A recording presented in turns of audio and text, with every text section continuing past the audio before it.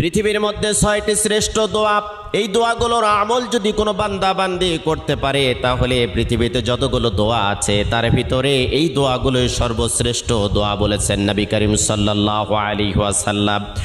কোনো বান্দা বান্দি যদি যতই বিপদে থাক, কষ্টে থাক, দুর্ভিক্ষে থাক, উৎকণ্ঠার মধ্যে থাক না কেন, সকাল থেকে সন্ধ্যা পর্যন্ত যদি কোনো বান্দা বান্দি দরুদ শরীফের আমল করতে পারে, রাতের বেলা যদি দরুদ শরীফের আমল করতে পারে, হাজারো অশান্তির দাবানল থেকে আল্লাহ রাব্বুল আলামিন শান্তি দান করবেন।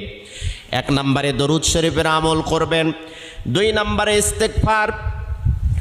আপনার মুখটা এমন হয়ে যাবে আল্লাহ রাব্বুল আলামিনের কাছে দোয়া করার সাথে সাথে আপনার দোয়াটা কবুল হয়ে যাবে। সব সময়ের জন্য পড়বেন আস্তাগফিরুল্লাহ আল্লাযী লা ইলাহা ইল্লা হুয়াল হাইয়ুল কাইয়্যুম ওয়া আতুবু ইলাইহি। যদি না পারেন তাহলে পড়তে থাকবেন শুধু আস্তাগফিরুল্লাহ। 3 নম্বরে আপনি পড়বেন ইয়া যাল জালালি ওয়াল